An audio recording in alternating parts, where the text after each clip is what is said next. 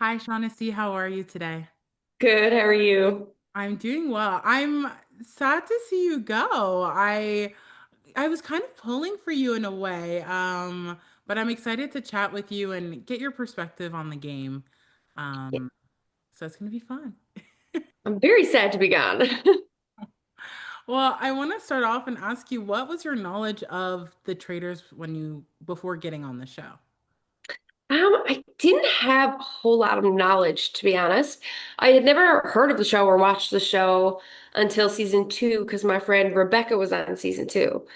So she's actually the one that sent it to me and said, "Hey, you should apply." And I was like, "Okay." So when I ended up getting it, then I binge watched a bunch of the seasons, and it's really good. So I was very excited to get there and play the game. Well, I mean, getting an application is one thing, but applying is another. So I'm curious, what appealed to you to take this leap of faith? I've always loved games, to be honest, and just have every experience I can have. And it just seemed like this was such a great opportunity to get to experience something a lot of people don't get to. And I'm extremely competitive to a fault. So that was also a big part. I was really excited to get there and actually play the game. Okay, so I have to ask, what was your overall strategy? Did you want to be faithful, traitor, or were you open to either or? I wanted to be a traitor. Very, very much wanted to be a traitor. So it's very unfortunate how it all went down because I really did think I was a traitor, and it took me like 5 business days to get over that. It's the best position to be in the game because you control everything. You don't have to worry about being murdered. You have an up as where you're faithful. I mean, it is strategy, but it's also luck. Honestly, like the traders could murder you, strategy, they could murder you just to cause chaos. They could do eeny, meeny, miny, mo. Like, honestly, it's a much more difficult place to be in the game. So I really wanted to be a trader. That's fair. I think you could have been so interesting because you seemed so faithful. Granted, you were faithful, but even your energy and like normally as an East Coaster, obviously, I think there's this really good stereotype about being kind and friendly and just how fun you are. And we've seen it in other reality shows across Canada. So I genuinely thought, you know what? I think even someone else said it. Shaughnessy would be a great trader. So I agree. So it's unfortunate. Thank you. I really thought I was so confident I was going to win. I was like, if I'm a trader, this is it. It is over for everybody. And it didn't work out that way. I need my redemption. Well, speaking of that, so since you wanted to be a trader, when Corinne touched her shoulder, I think you were one of the few people who actually had a confessional. And so I was like, oh, wait, okay, so these are the traders. And just like us, we get bamboozled and we find out you're actually faithful. Can you talk about that experience? Oh my God. So it felt like she was walking forever, Mm. forever. So when I finally got tapped, oh my God, I have never felt such joy. I had a flash in my mind. I was daydreaming while I could hear her walking around and me in the turret murdering people, all happy. And then when she dropped that bomb on us, oh, I have never been so disappointed in my life. Never. I was like, what am I going to do now? My whole game plan was to be a traitor. So I had to completely flip it to be a faithful. And I was kind of like, oh God, I'm screwed. Well, in that moment, you're kind of like destabilized. And so was there anyone who caught your attention at that round table that you thought, okay, I'm not a traitor, but maybe you are? Honestly, I feel like most people were in such shock Hmm. when she said it because we were all like, it was all a flip. So everyone's reactions were so genuine and so shocked. I feel like even if you were a traitor or faithful, either way, you're appalled. You're like, what? So it's impossible to pick someone out. And people are always like, oh, but you turned really red. But we can't go by that. It's the first round table. It's this large space with all these huge personalities. It's extremely intimidating. So everybody is red. Everybody is anxious. Like, you really can't go by that. Hmm. Let's talk about first impressions because obviously, I think an impression makes a big difference in a game where you're trying to assess and analyze people. Who stood out to you in the cast? I would say the people I was closest with was Hollywood for sure and Lisette. Jericho was also one of my good buddies. Those are the people who I thought were the most genuine, and I could really tell that they were good people and like I could trust them. I really did not think they were traitors, so I clung to them during the game and I really valued their opinions. But everybody else, I was kind of like, Did you have any previous knowledge of like the, I guess, like reality veterans, we'll call them, coming into the show, like Kevin, Ty, Cara, just to name a few? There's so many. no, unfortunately, I did not. So that was a bit frustrating, just in the sense that I feel like if you did watch their show, you kind of know their personality and you know how they navigate and play games. So it would be so much easier to pick up on little things with them. And also the fact that some of them already knew each other, like Kevin and Omar, they had a relationship. So it would be so much easier to pick up on those little things when you actually know a person. So I feel like those people definitely had an advantage. Whereas us just coming into it blindsided, like would have no idea what to even look for. Those like little cues in people. That's fair. I want to talk about that first challenge because it particularly stood out to me even when I spoke to Ty and Curtis about the boat.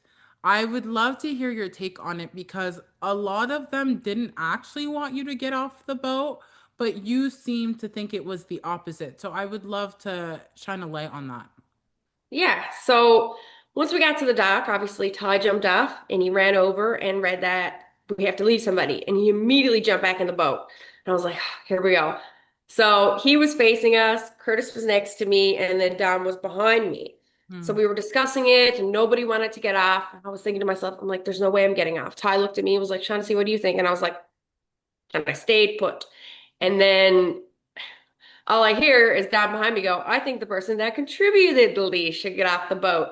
And I was looking this way. When I looked back, I looked at Ty, he's staring at me, and I look at Curtis, and he's already staring at me. So immediately I'm like, these little shits. Like they want me to get off the boat. And like it was such a stressful challenge and it was so exhausting. Like it didn't look like it, but it really was. Trying to get that lock open was so stressful and all our balls were so muddy. We couldn't see anything. It was just chaos. I was just like down in the dumps. Like I immediately it was like, oh, they want it to be me, and I just got off the boat. I should have never done it, Hmm. especially because then on the way back, I was in a vehicle with Dom, and I really did not want to talk to Dom because I was mad at all of the guys. And Dom tells me, no, Shaughnessy, I wanted Curtis to get off the boat. And I went like this to Ty, and Ty said, no, not Curtis. Which is kind of like, well, then you're picking me, are you not? Like, it Hmm. was just, oh, it was a struggle all around. I was not happy that day. It's so interesting because I feel like I got to talk to Ty and Curtis pretty early on, and their takes on the situation is so interesting because Ty wanted Dom off, and then it was Dom wanted Curtis. So I just feel like the whole thing was particularly interesting. But on that note, it seemed like the people on your boat were somewhat leaving fairly early on, right? Ty gets murdered. Curtis gets banished, and we talked about this idea of the physical boat and potentially the threat or the idea of them either having a traitor or just having everyone leave on the boat. So, what was that like going in through your journey? Because that's obviously something that happens in the beginning. Yeah, so it was a lot for the first first challenge. I wasn't expecting it to be so chaotic. Mm, I actually went to that challenge with Ty and Curtis. mm, So I thought we had a great vibe going. I let them know my suspicions. We talked it out, and I honestly felt like I could trust them. I did not think either of them were a traitor. I was really happy with the decision. So mm, that's why I thought it was odd that they both like what felt like at the time flipped on me on the boat. The only person at the time who I didn't really get to speak to was Dom. This was my first real experience in the game with Dom. So him making that comment was kind of like, this is a bad first impression. yeah. That's so interesting. I I was curious, why did you choose the physical team? Or did you just feel like you had to be put in there? Like, how did you even end up on that team to begin with? So it was kind of an accident.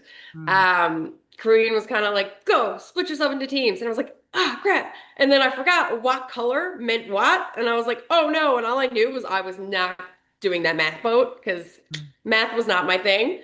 I was an art and gym girl. So that's why when I turned, literally the only spot left was the physical. So I was kind of like, I even asked them, I was like, is it okay if I join you guys? And they were like, yes, come on. So I was already like a little nervous going into it. Because, like, I don't think I'm out of shape by any means, but they are very much in shape. And I had no idea what we were doing and, like, if I could contribute as much as them. So it made me a little nervous in the beginning, which mm. definitely contributed to me jumping off the boat so quick. Well, I thought it was really cool that there was a woman on the physical team. I was like, yeah, you go, girl. So I thought that was really cool, even if it Thanks. was an accident. I think you killed it. I got the lock.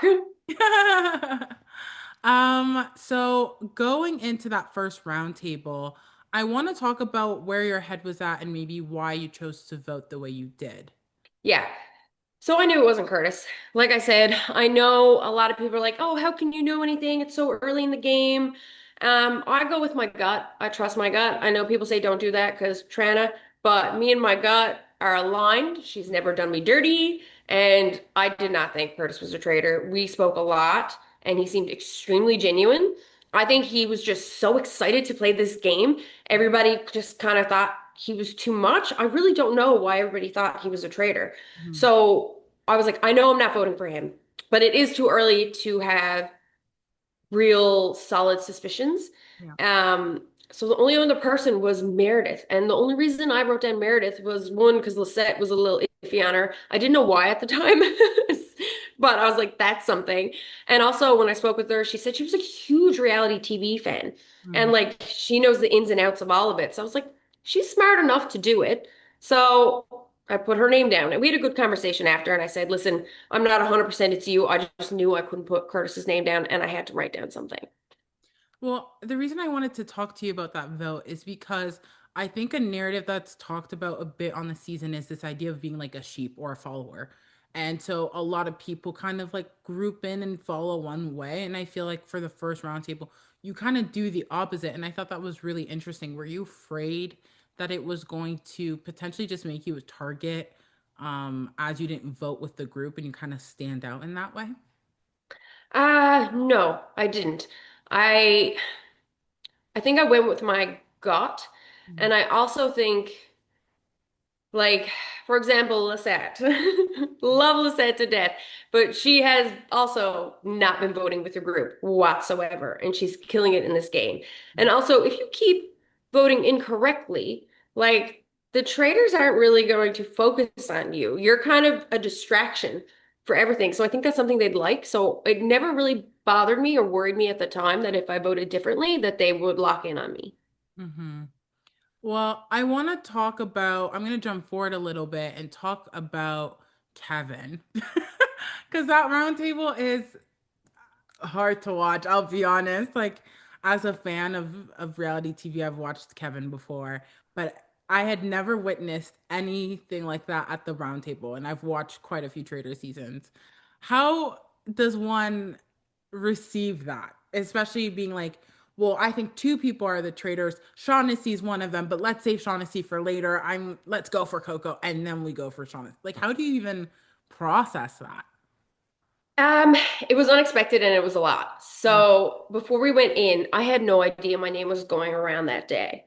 And just before we go in, Hollywood looks at me and looks me up and down and says, "Girl, they're coming for you." And I was like, "Oh shit." So I full and well went in there saying, "Okay, I'm starting this round table because if I don't, my nerves are going to get the better of me." So that's why I started. I'm like, "I'd like to start," and he cuts me off. And I'm like, oh, okay. And then he says my name, and I'm immediately like, this is so much worse than I thought it was going to be. Like, oh God. And then there was so much conversation happening. My nerves were building and building and building. And my problem is when I get mad, I cry, which Mhm. is like a terrible quality because you really want to stick it to someone and you just look upset. But oh, I was so mad. I was so mad. I mean, I love Kevin. He is an absolute sweetheart in real life. But that was rough. I think he kind of saved my game a little bit just because, I do want suspicion to be on me. And if my name was going around and that was my night, Mm, it was his night. So I got extra nights because he kind of threw himself under the bus by exploding like that. mm. I You are someone who says that you like games. So, and when a theory implicates you and you know you're faithful, how much did you consider the idea that Coco may be actually a traitor? Because I think you do think about it, but you also recognize that you are faithful and it does implicate you. So, how do you go about that? Yeah, so immediately I was like, okay, Coco is a traitor. What made me mad is that nobody kind of seemed to realize what Kevin did. It Mm, was so obvious. He was like, Coco tonight, then Shaughnessy. And the reason he did that was because if we voted Coco out and she was a traitor, it's like, oh my God, he's right. Let's try Shaughnessy. They try Shaughnessy and she's a faithful, and Kevin still looks good because it's like, oh, I can't be right every time. mhm, Like, it was still really good for his game, and then he got out who he wanted. mhm, And, nobody seemed to catch on to that tactic. I did say it to a few people, didn't hit, because even the next round table, they were like, well, like, if we're going after Coco, we still have to consider Shaughnessy because he said both their names. And I'm like, no. I'm like, did you not see why he did that? It was a little frustrating. I was frustrated as a viewer, I'll be honest. And I'm so interested to know a little bit more about you and Hollywood's conversations because I do feel like Jericho, Hollywood, and you stood out to me as faithfuls who were kind of on the ball. And Hollywood was someone you were close with, but it seemed like Hollywood wouldn't be down for that and put Coco's name down. So what were those conversations like? We only get like so much of it, you know? I know. So honestly, I wasn't pushing for Coco right away. When Coco's name came up, the next day, she really flipped it to Omer, and like it was a little suspicious. Everything that got brought to the table, it kind of leaned towards it. So that one was a little bandwagony. I Mm, gotta say, when I wrote down his name and I looked at him, I knew immediately it mm, was incorrect. You could tell by his face. That was probably the one round table that really broke my heart. I gotta say, I felt really bad about that one, especially because he was pushing so hard for me. Like, Shaughnessy's faithful. Like, no, it's not Shaughnessy. And then Coco kind of lucked into the draw there because Rhea mhm, absolutely imploded that day. So mm, like there was no way we could have focused on Coco because it was so obviously Rhea because she was recruited, and it everything just kind of fell apart for her. So then Coco kind of like fades to the background, I feel like, in people's minds, and they're looking elsewhere because other things are popping up. So it was really good for her game. My main thing the whole time was Venus. Because mm, like Coco's name was already very much out there, so people were very well aware of that. But Venus' name was not. And I was so confident that she was a traitor, but nobody would jump on that wagon. I mean, I did tell Hollywood, and he said, he really wasn't sure, but he'd start looking into it because I said it. mm. And every time we spoke about it, he was like, I'm starting to see it. I'm starting to see it. So he is catching on. I know he is. But it took everybody a really long time. A lot of people really did not see it. Mm. And I think that's ultimately kind of what leads to your unfortunate death, is because I do think that that was an element to it, like that you knew that Venus was, which is why I was like, credit to you. I do think you were a very good faithful in all honesty. I'm curious about the night where they take everyone to the back. We ultimately see that Thompson gets murdered. But what were you thinking in that moment because you wanted to be a traitor? Were you really hoping to be recruited, or did you see it as a double-edged sword because you had already kind of started playing this faithful game? What was your thought there? I, of course, wanted to be recruited. Everybody wants to be a traitor. And mostly, like, I thought if you're recruited, it's because they want you gone. Like, Mm, 100%. And I knew either way, I'm like, I'm saying Venus's name. I know she wants me gone. It was so obvious. So it's either recruit me if they think there's enough suspicion on me, so they're just going to cast me out, or murder me. And Mm. I was so worried. I was like, oh God. I was like, either way, it's a bit risky, but I mean, if I was a traitor, I think I could talk myself out of it. I really think I could. So I was pretty disappointed when I didn't get recruited. Mm. So you would have accepted it even if you thought about the fear of them kind of casting you aside. Oh, 100%. Mm. It's a game. That's when the game really kicks in because you have to work your way out of that. Poor Rhea, like her, she's like, I'm so excited. Like, we're all friends. I was like, you're not. No, you're not. It was unfortunate. I'm curious after Rhea gets banished because we don't see much of like the evening talks. Like we see celebration, of course, but what were you thinking in that moment immediately? Like, okay, she just got recruited and she's being thrown to the wolves, or were you just so elated that you got it Traitor out that that wasn't necessarily a an element of the game that you were thinking about at that time? No, I think most of us thought she was recruited. I mean, poor Jericho. I think he was just so upset he really didn't think through all of that, especially because of the previous roundtable, what had happened. But her whole demeanor that next day changed. Mm-hmm. Like, for a good few of us, it was so obvious something had happened. Because that morning after breakfast, she was running around. She was so stressed out. Like, a couple of us had spoke and laughed about it. Like, it was really obvious that Rhea had to go. Okay. I'm glad to hear that because it seems that a lot of people think she's an OG, which was like frustrating. And I even talked to her about it. She was like, I'm not an OG. It's fairly obvious. Do you think people are going to switch that idea? Or do you think they're once you've set your mind on something, they're stuck on it? I think a lot of people, once they set their mind to something, they're stuck on it. You have to be so well spoken and so convincing to get yourself out of situations like that. And honestly, there's very few people in the world that can do that. Mhm. Like it's a very difficult situation to be in. It's the same when you see like people lock in on who they think is a traitor. One little thing starts a wildfire and everybody, like you said, jumps on the bandwagon. Mhm. Like it happens so often. It's very unfortunate, but it's how the game works. Yes. I want to talk a little bit about your votes this season. You mentioned Omar, but is there, out of all the votes you casted, is there one that particularly stands out in the sense of, I regret voting that way, or actually, I think I was on the ball, or well, is there any one vote that you think sticks out in your mind? Oh God. I'm proudest of the first one because I didn't vote for Curtis. Um, As fair, we just really didn't know Mm, what to do. I feel like a lot of us at that round table that was very bandwagony. Omar, I was like, okay, maybe. But as soon as, like I said, I wrote his name down, I looked at him, I knew I was wrong. That's the one that hurt the most. I was very upset about that one. Kevin, clearly obvious. It's clearly obvious. I like that one doesn't feel good just because I feel like we didn't deserve it. Do you know what I mean? I feel like he very much gave himself up in the moment. mhm, So that one wasn't as good. Rhea, same thing, like it's the same kind of thing. Like she kind of gave herself up that day. Like mm, it would have been really nice.